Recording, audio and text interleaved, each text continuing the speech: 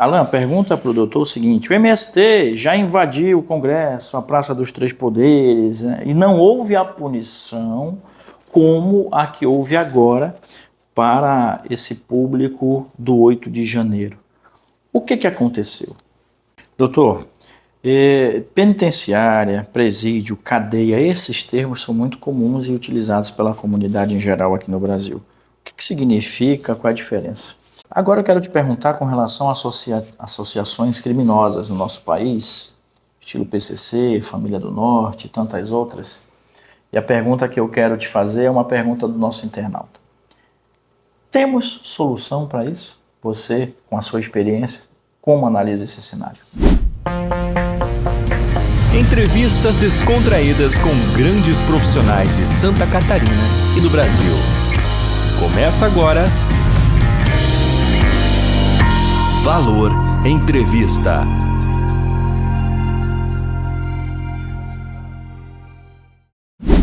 Começando mais um vídeo no estúdio do Valor Entrevista e hoje com uma presença marcante.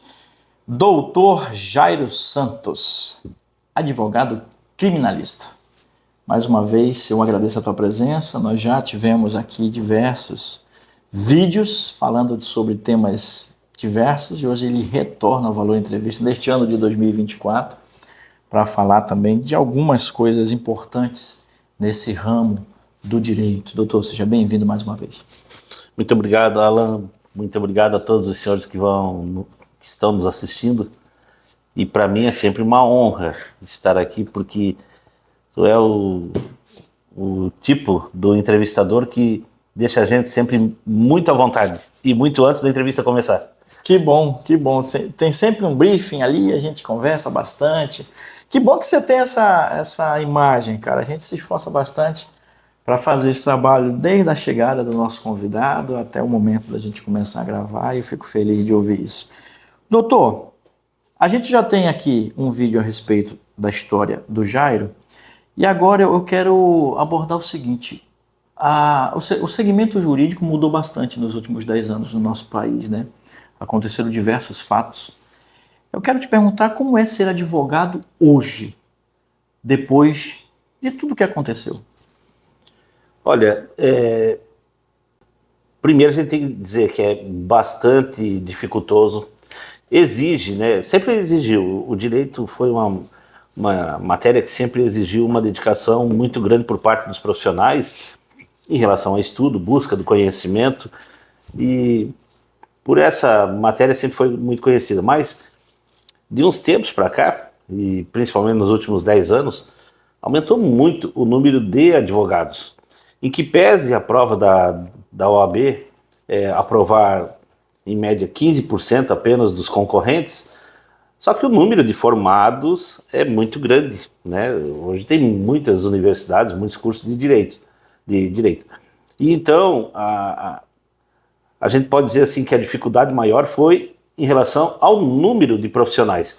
Agora, algumas mudanças foram bastante marcantes, no sentido de que antigamente é natural as pessoas lembrarem do advogado generalista, aquele que você olhava na porta. Clínico geral. Isso, olhava na porta do escritório dele, ele era advogado sozinho, mas era tudo, do previdenciário ao criminal. Hoje, o bom profissional, bons escritórios, eles dependem de mais profissionais para entregar o serviço melhor. Não tem como ser generalista hoje. Vai fazer, né, não é nenhuma crítica, mas é natural, né? É natural que hoje não tenha como. Hoje tem muitas especialidades, e quanto mais especialista, mais focado numa área, a tendência é que melhor sejam os resultados. Haja visto o número de jurisprudências, julgados, teses que são abordadas, levantadas e aprovadas e que servem de parâmetro para nós advogados todos os dias. Então eu não tenho como acompanhar tudo que está mudando hoje no direito civil, no direito penal, no direito empresarial, previdenciário, contratos, não tem como. Então a mudança que eu coloco muito pontual é essa. Hoje, se não for especialista, dificilmente sobrevive no mercado. O teu ramo é o criminal. Me explica como está isso hoje no Brasil, porque nós estamos aí próximo de chegar a 1 milhão de presos, né, de pessoas encarceradas no nosso país. Isso cresceu bastante também, né, doutor? O número de pessoas encarceradas, ela cresce na proporção do que cresce a sociedade, e não se aumentam os números de crimes.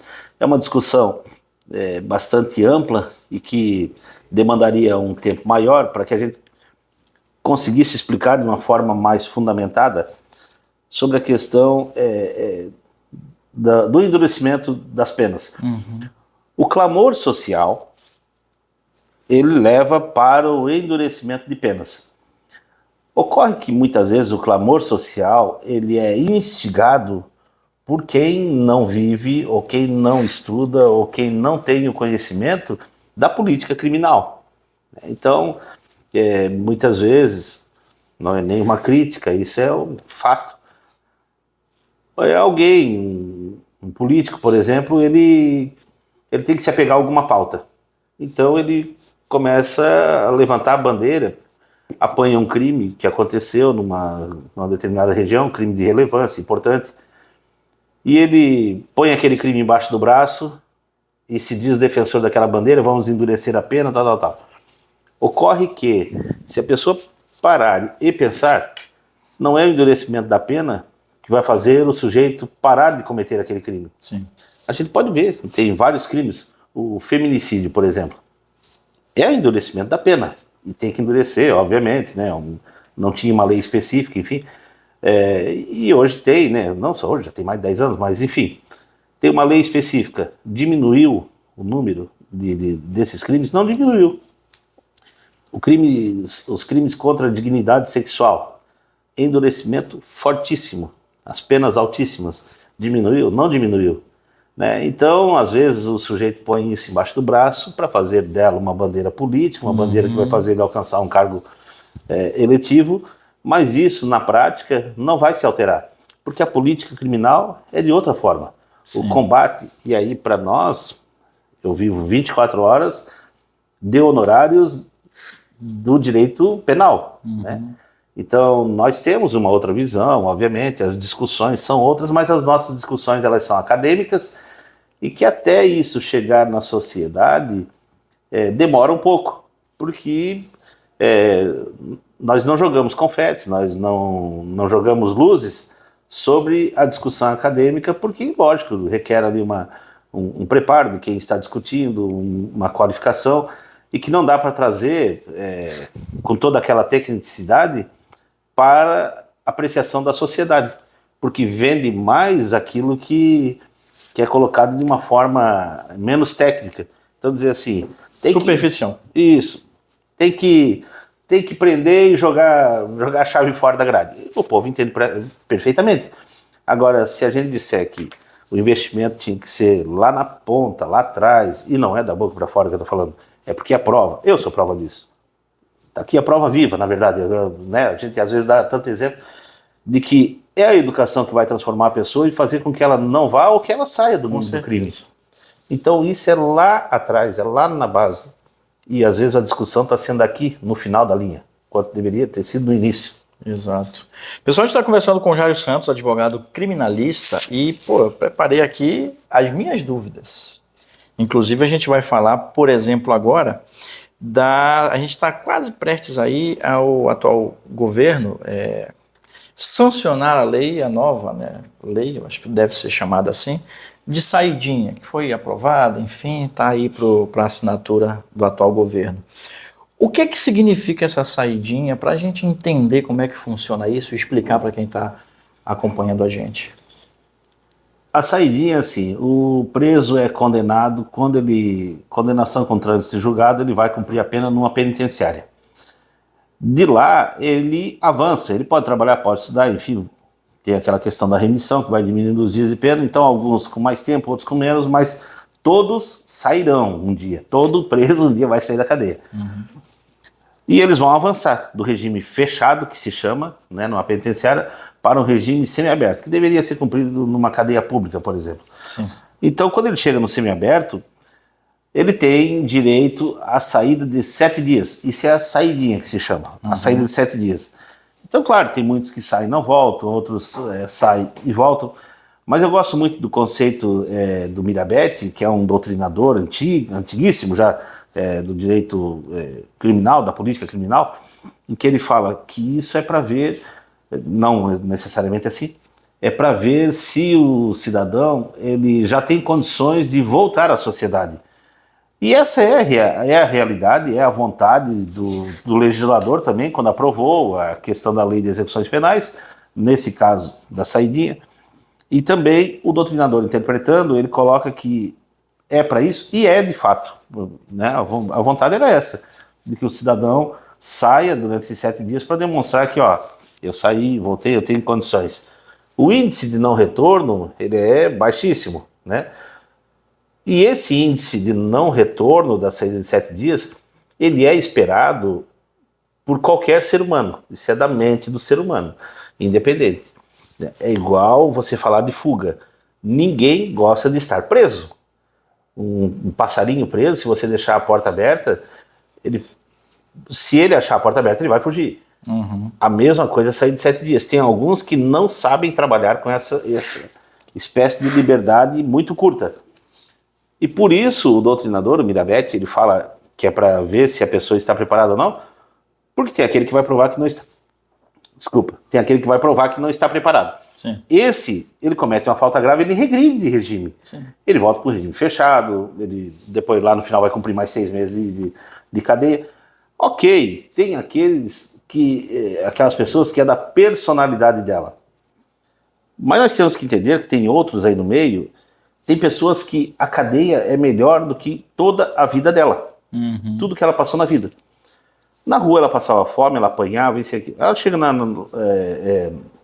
no presídio, na penitenciária, ele vai ter alimentação, vai ter vestuário, vai ter atendimento médico, odontológico e tudo mais. E isso é uma outra questão. Né? Independente se está certo ou errado, eu acho que está certo. Não adianta, qualquer outra coisa só piora. Sim. Mas um cidadão desse, às vezes, e eu digo por experiência própria, que eu peguei pessoas que saíram e logo que saíram cometeram outro crime pequeno, foi um furto. Para quem perde um produto claro, não é simples, mas vamos da política criminal, entre o furto e um homicídio, o furto é pequeno. Então ele vai lá, furta e aí, poxa, por quê?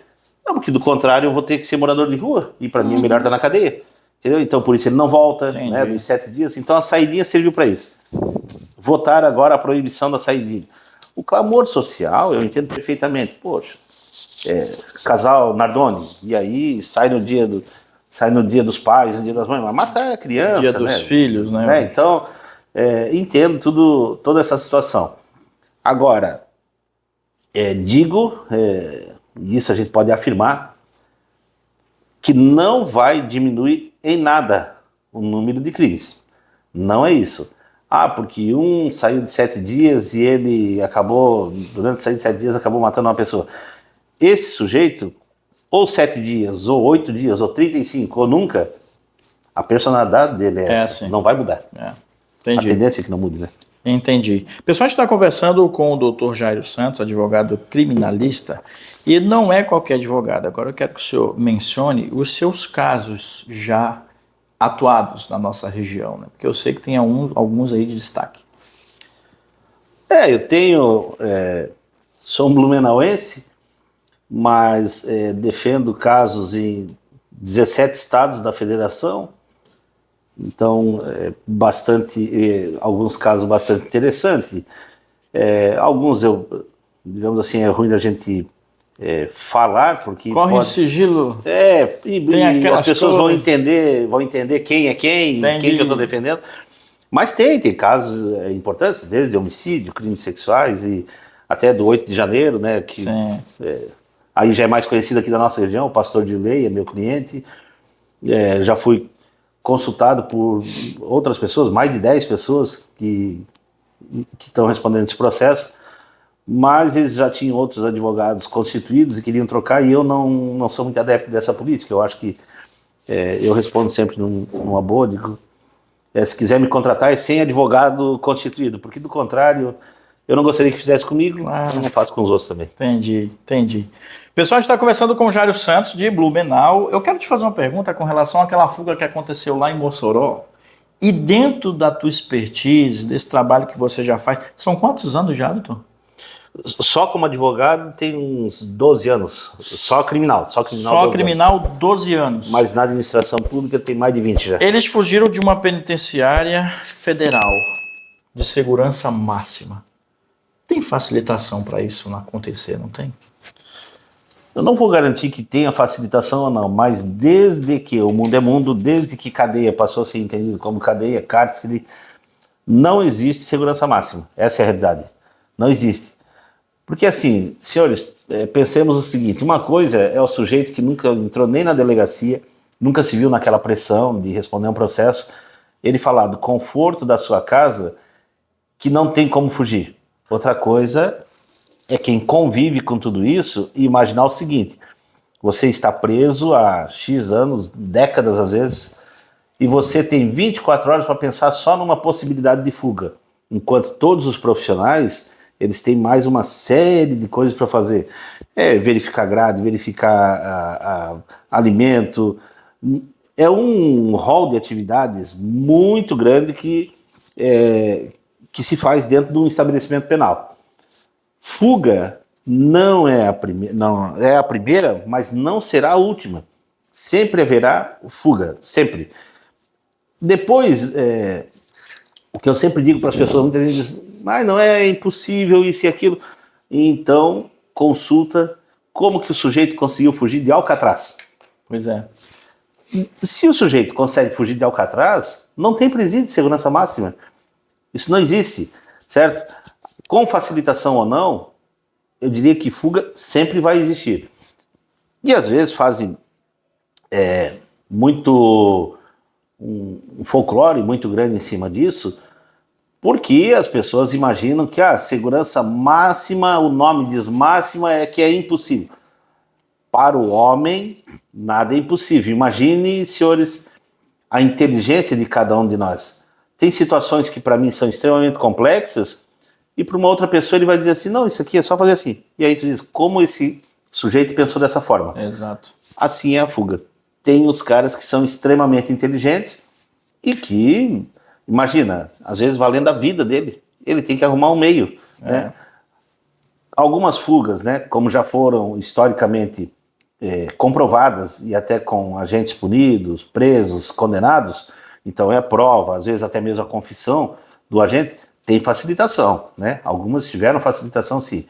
Nesse caso, eu não tenho a mínima chance de dizer se teve facilitação ou não, porque eu não acompanho como é que está a investigação, e claro que essa investigação é sigilosa também, né? Não vou falar nenhuma heresia aqui, mas posso dizer que em relação ao tema fuga, sempre vai existir. A gente está conversando com o Jairo Santos, é engraçado, eu preparei uma pauta aqui, e ele ia respondendo, eu ia colocando outras coisas na pauta, é um vídeo que a gente quase não vai conseguir acabar, porque olha só, além da saidinha, os casos dele, a questão da fuga, hoje nós temos no Brasil mais de 1 milhão de advogados atuando, né? E aí a pergunta que eu quero te fazer é o seguinte, isso interfere na qualidade do trabalho? Depende de cada advogado, de perfil, de estudo, enfim, o que é que isso acarreta? Eu digo assim, depende do estudo, depende do comprometimento de cada profissional. Sim. Né? Que acaba diminuindo a qualidade por uma questão muito, muito lógica.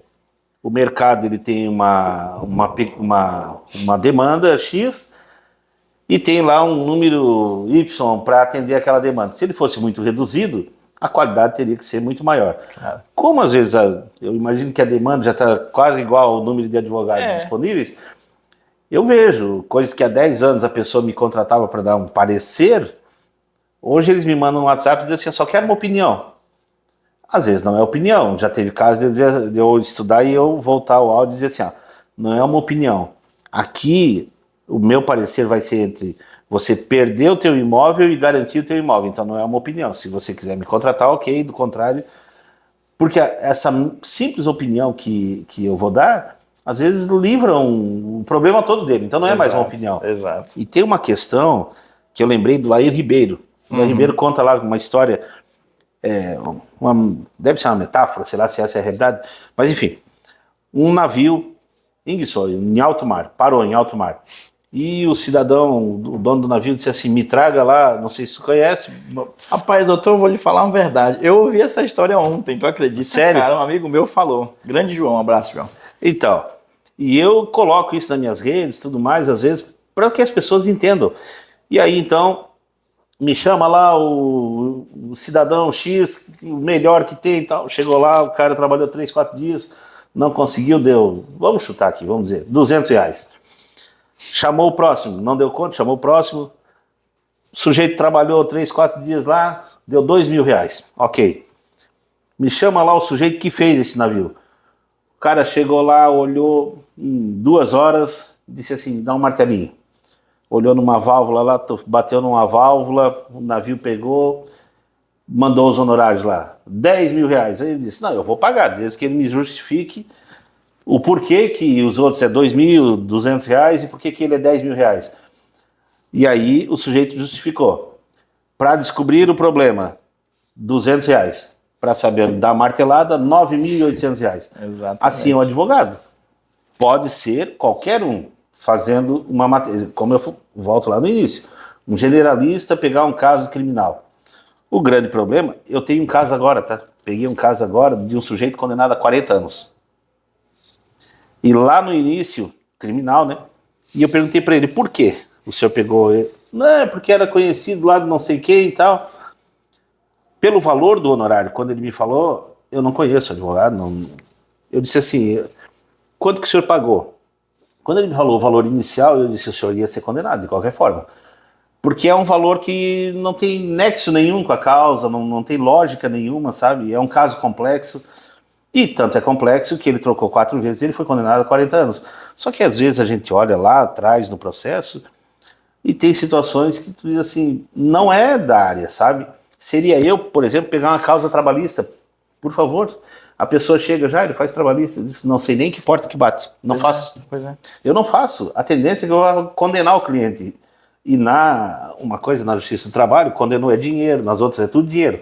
O problema é que no criminal, se você não cuidar, você condena o cidadão e é cadeia. É perder a liberdade. Exato. Então, essa questão do número de advogados muito grande acaba atrapalhando, mas aí vai de cada pessoa saber escolher o profissional mais capacitado, aquele que busca mais conhecimento, enfim. Exatamente. Pessoal, a gente está conversando com o Jairo Santos, a gente vai. Tu me permite 3 blocos de papo? Lógico. Porque surgiu um monte de coisa aqui.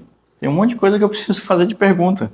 Por exemplo, a diferença de penitenciária, presídio, cadeia, essas coisas, eu preciso saber o que é. Ok. Condução coercitiva, que já foi utilizada há mais de 10 anos atrás e hoje a gente percebe que está acontecendo um movimento diferente. Eu não sei se você pode falar, mas dessas associações criminosas, estilo PCC, com Família do Norte, essas coisas também, que eu queria abordar. Pode ser? Sim. Então a gente vai para um segundo bloco, para você que está assistindo a gente. Muito obrigado pela sua audiência. Não saia daí, já voltamos.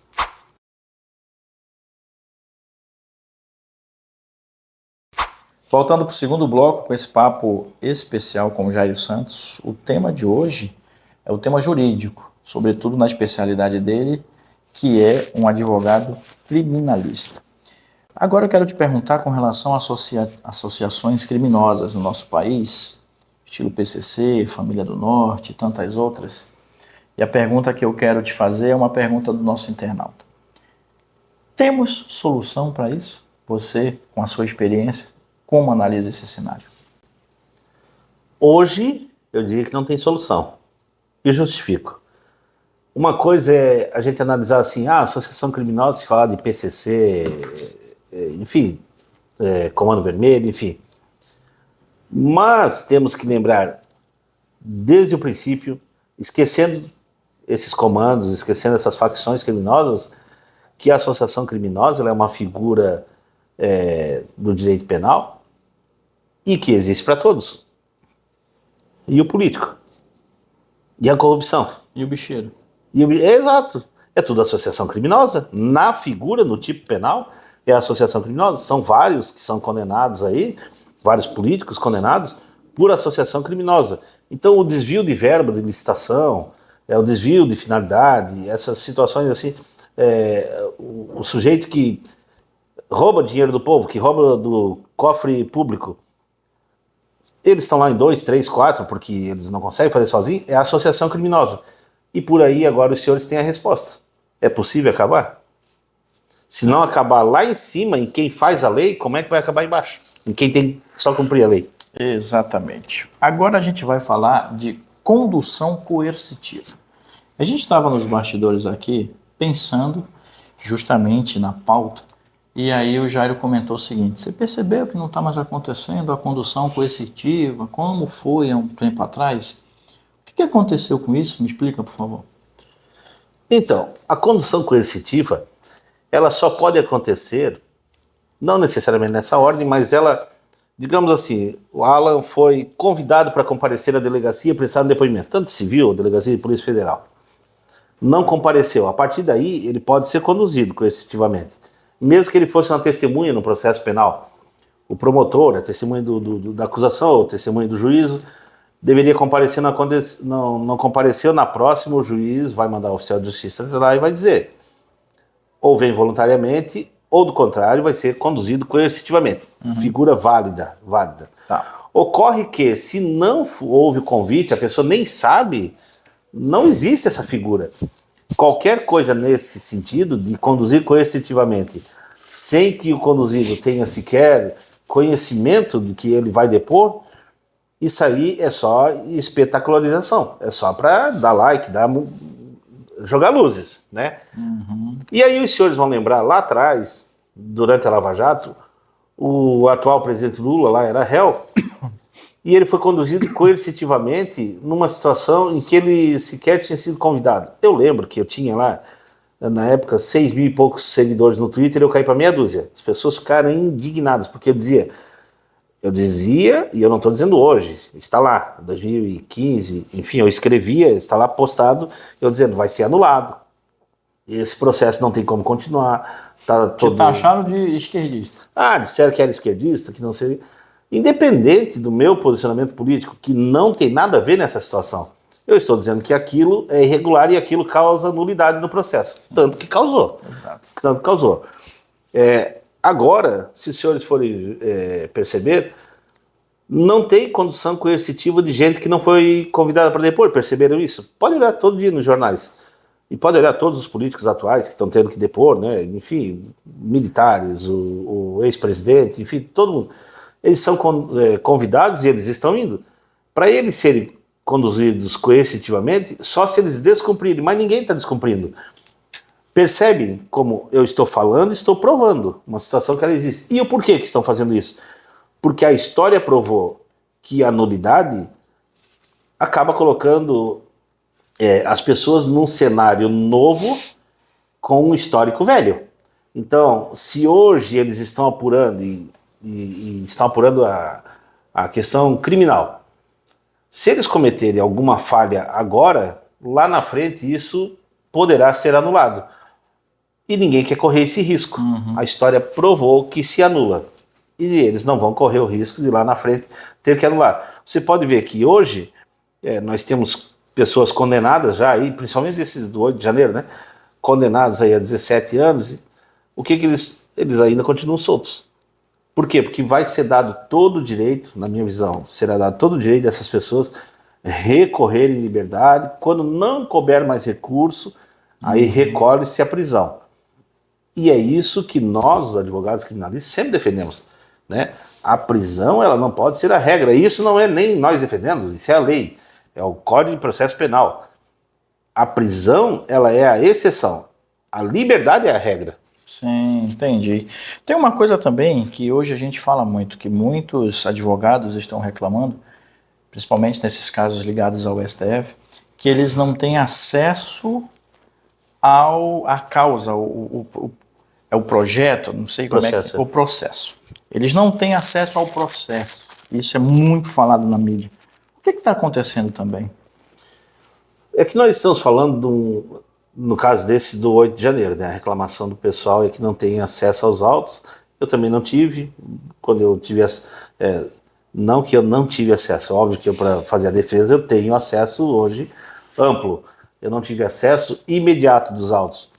Ocorre que a lei, ela assegura de que enquanto está ocorrendo uma investigação, dos dados sigilosos digamos, trazendo para a comunidade local, então para a sua cidade, se tem uma investigação ali, aquilo que não foi apurado, o delegado de polícia, ele não é obrigado a deixar o advogado ver. E por um motivo óbvio, o advogado vai ver o que está investigando. Agora, daquilo que já for concluído, ele é obrigado a dar vistas. Então, se aqui na cidade é assim, para cima, no STF, a realidade é a mesma. Se estão investigando, é natural que não vão dar vistas do processo para o advogado. Agora, daquilo que já foi investigado, a gente tem a visão. Ocorre que esse processo do pessoal do 8 de janeiro, ele é físico, papel, né, e sigiloso. Os demais processos, outros nossos, nós acessamos através de EPROC, enfim, do sistema. E esse, indo a Brasília, numa sala em separado, você leva lá um HD, eles baixam tudo que diz respeito ao seu cliente, e aí em cima daquilo ali você faz a defesa. Foi o caso do pastor que eu defendo. Eu fui a Brasília, pessoalmente, trouxe os autos, li, fiz a defesa e ele foi liberado, né? Então é assim que funciona. Entendi. A reclamação, ela pode ser pertinente, mas também é muito daquilo que nós falávamos no bloco anterior. Depende do conhecimento, depende da especialidade de cada advogado, depende. O réu, quando ele se vê numa situação dessa, ou indiciado, ele não tem tanta pressa assim que se resolva também. Ele quer que se resolva de forma justa. Claro. Porque se ele não cometeu nada, ele não quer ser penalizado por aquilo que ele não cometeu. Mas às vezes isso é folclore, isso vende, né? Isso para mídia é importante. Tem advogado que tem profissionais que eu mesmo fiz crítica, né? E refaço aqui, que ao invés de defender o cliente no STF, o cidadão foi lá fazer praticamente a campanha eleitoral para esse ano agora. Eu defendo o cliente, eu não tenho nenhuma outra possibilidade de eu fazer nenhum outro trabalho que não seja extremamente técnico no processo. Show. Pessoal, a gente está conversando com o Jairo Santos, advogado criminalista lá da cidade de Blumenau, mas como ele falou, tem casos aí por 18 estados desse país maravilhoso. Tem uma frase que é tua que eu quero que você explique, que é o seguinte, voltada para essa área jurídica. Nunca diga nunca. Antes de ser estudante, eu tinha uma visão assim de que, enfim, estava na cadeia, é o que tem de pior na sociedade. Até o 5º semestre de Direito, por ali, eu fui entendendo a lei e eu relutava, eu queria continuar com aquele meu pensamento, mas depois eu fui mudando e quando eu passei a atuar, e agora, mais maduro e com várias atuações, aquilo que eu dizia nunca vou defender caso X. Para mim é isso. E essa é uma grande bobagem que a gente tem na vida, de colocar um ponto final, porque parece que a gente é o pai da sabedoria. Não, eu sei, ninguém me convence do contrário, não. É uma grande construção, né? O conhecimento é uma grande construção, é uma troca de ideias. E costumo dizer que não é o grau de instrução da pessoa, é o quanto ela viveu. Eu já aprendi muito, assim, interior, a gente vai lá com aquele senhorzinho de 70, 80 anos, a vida toda na roça, sozinho lá. E eu gosto muito de conversar com essas pessoas, porque eu praticamente só ouço. E eles, nas entrelinhas do que eles explicam, com aquelas frases curtas, eles explicam às vezes o mundo pra gente. E eu tinha essa questão de dizer, não, isso aí eu não faço, não sei o quê. E depois passei a atuar e eu vi que tinha gente que podia ser condenada e de forma inocente. Posso entrar, acho que aqui em alguns casos assim, onde eu vejo o maior número de pessoas sendo penalizadas, crime de natureza grave, que são os crimes contra a dignidade sexual, chamado assim. Sim. Mas é o estupro, enfim. Muitas vezes o casal se separa. E não quero aqui culpar as mulheres, nada, mas é o sentimento, sei lá, o que passa na cabeça de uma pessoa quando atribui um fato desse contra um cidadão sabendo que ele é inocente. Sim. E então, chama-se alienação parental lá no cível, mas na figura criminal, às vezes a mãe manda a criança acusar o pai de ter mexido, de ter dado um beijo na boca da criança, enfim. Sim. E isso hoje é estupro. Isso é pena gravíssima. Menor de 14 anos não se discute. É cadeia no lombo do sujeito. Só que hoje a gente tem especialidade, a gente estuda, eu leio, estudo muito sobre isso, até porque estou atuando bastante nessas áreas, e a gente aprendeu a fazer perguntas que às vezes destrói a prova, né? Porque o que é verdade, é repugnante, é o tipo de crime nojento, tem que ser punido mesmo. Mas o problema é quando você vê que do outro lado tem um inocente ali tentando repetir. Então uma criança, às vezes, de uma forma, uma criança de 10, 12 anos, que quando você faz a pergunta, não é assim, né? A criança não responde igual numa audiência normal, é uma escuta especial, enfim. Eu faço a pergunta, mas o psicólogo traduz do jeito que a criança vai responder. Sim. Né? Então, às vezes, a criança ela só responde de forma técnica. Então, o que você veio fazer aqui? Eu vim fazer uma acusação contra o meu pai. Calma lá, não é bem assim, Tem sabe? algo estranho, né? Porque quem foi violentado, eu acho que não consegue nem responder dessa forma. E aí a gente vai vendo a conversa e a conversa não evolui, a conversa não converge. Por quê? Chega em determinados momentos, a criança bloqueia, e não bloqueia por medo, ela bloqueia porque ela só sabe responder aquelas formas técnicas para as quais ela foi treinada. Sim. E aí a gente percebe. Então a gente diz assim, digamos lá, com que roupa você estava no dia, ou o que você estava fazendo no dia? Eu não lembro. Ok. E às vezes lembra de detalhes muito pequenos, Sim. uns detalhes muito especiais. E bate muito numa tecla, né? Eu tive um caso de dizer assim, só que nesse dia, digamos, era o pai lá, né?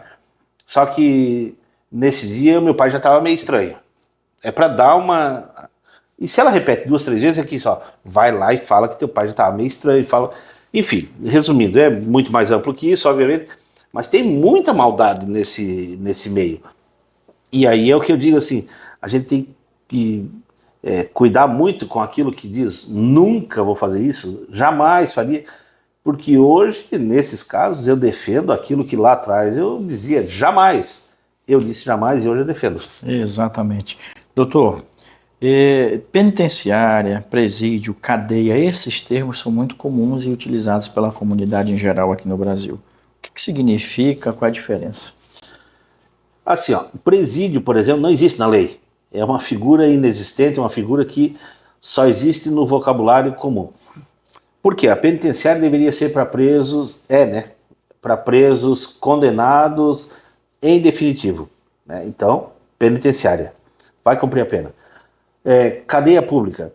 É o preso que está no regime semiaberto, ou então acabou de ser preso, enfim, ele vai aguardar o processo, como não vai estar em liberdade, ele vai continuar preso para responder o processo. Se condenado, vai para a penitenciária e, se absolvido, vai para o regime aberto, vai ser solto. E o presídio é uma figura híbrida que inventaram para dar conta do que não existia. É o puxadinho, digamos.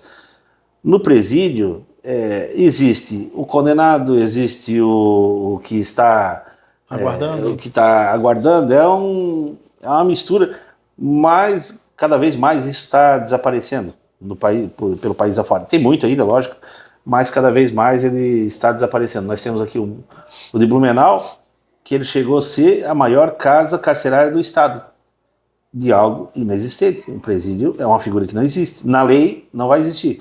Na lei, vai lá pegar a lei de execuções penais, vai existir penitenciário, hospital de custódia, cadeia pública, enfim, outras figuras, exceto o presídio. Não existe.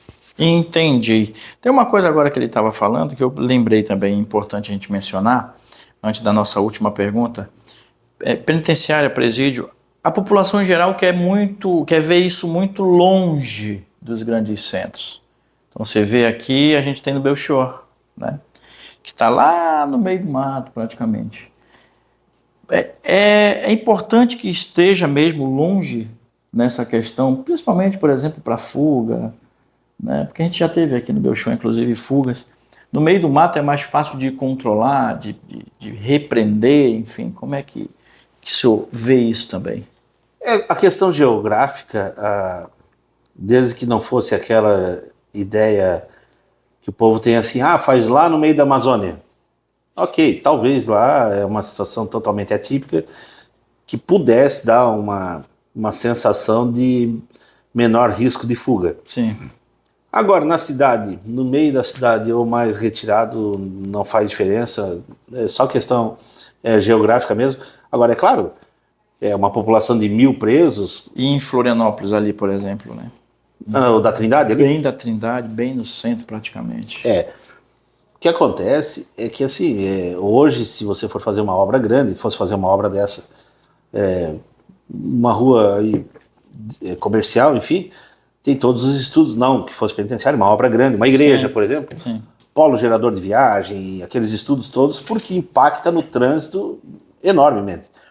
Um presídio igual ao da Trindade tem 1.000 presos, ou mais até. Né? O de Blumenau, hoje pode ter menos, mas já teve mais de 1.000. Aquilo impacta muito no trânsito, porque todos os dias tem visita, e não são visitas, não dá para colocar as visitas dos 1.000 presos para dentro, não. Então todos é fracionado. Sim. E todos os dias tem de uma parte. Então todos os dias tem muito trânsito de pessoas e veículos naquela região. O que atrapalha é isso, né? Agora, pelo risco de fuga, independente no meio do mato, no centro da cidade, se ela existir, o trabalho vai ser o mesmo. Para a gente fechar o nosso papo com o Jairo Santos, advogado criminalista que está aqui, uma honra, obrigado mais uma vez pela tua presença aqui no estúdio. A gente tem que tocar no assunto 8 de janeiro. Por quê? Porque a gente recebeu nas redes sociais esse questionamento. Alan, pergunta para o doutor o seguinte: o MST já invadiu o Congresso, a Praça dos Três Poderes, né, e não houve a punição como a que houve agora para esse público do 8 de janeiro. O que aconteceu? Ok. Isso é extremamente importante que a sociedade entenda que não há... O artigo 1º do Código Penal fala: não há crime sem lei anterior que defina, nem pena sem prévia cominação legal. Lá, naquele tempo que o MST invadiu, não existia lei para isso. É simples, não tinha como punir. Agora, essas pessoas estão sendo punidas porque tem uma lei. E mais, essa lei ela é do governo do presidente Bolsonaro. É do ano 2021. Então é importante as pessoas saberem, às vezes, por quê? É isso que eu falo do folclore, né? Eles falam para dar para jogar o povo na rua, para fazer com que o povo continue no erro, enfim. Para dividir, até para permanecer no poder, se degladiam entre os dois. É assim. Um precisa do outro. É um jogo combinado. Sim. Então o que acontece? Hoje, se você olhar no Código Penal, o artigo 359, letra L e letra M, não existia antes de 2021. Então, no governo Bolsonaro foi aprovado o 359L e o 359M para punir casos exatamente do jeito que aconteceu no 8 de janeiro. Aí é com cada um a conclusão. Lá não tinha lei e aqui tinha uma lei, feita exatamente por quem hoje é punido. É isso. Jairo, gostou do papo? Muito bom. Gostou do estúdio? Como é que se sentiu bem, cara? Melhor, sempre foi bom. Mas eu acho que esse novo dispositivo ficou melhor que o anterior, assim. Muito melhor. Ótimo. A gente tem o hábito de pedir aos nossos convidados que deixem uma mensagem às pessoas que estão nos assistindo, aos amigos, às pessoas queridas que você ama. Então, a lente do valor, a entrevista é tua, fica à vontade. Senhores, eu vou repetir aqui uma frase do Danton, que depois do pão, a educação é artigo de primeira necessidade. Então, assim, eu não sou um professor, né, mas eu defendo sempre a busca pelo conhecimento, porque ela nos faz sofrer menos. Então, assim, independente do grau de instrução, onde você chegou, onde você quer chegar, onde não chegou também, busque sempre o conhecimento. E quero só terminar aqui, Alan. Eu comecei a estudar aos 12 anos de idade, aos 11, e reprovei na primeira. Sou canhoto, na época não podia escrever com a mão, tinha que escrever com a mão direita, enfim. Eu reprovei na primeira, na quarta, na sétima, só que eu tinha um foco, eu sabia que era através da educação. A minha mãe trabalhava de faxineiro lá na Alameda Rio Branco, e os ricos lá jogavam os livros fora. E a minha mãe ia com a mochila de livro toda a vida para casa, eles jogaram no lixo, não sei o que, tal. Eu me esforçava para ler aquilo. Muita coisa não fazia nem sentido, porque é óbvio, eu não tinha discernimento, não tinha condições de interpretar aquilo.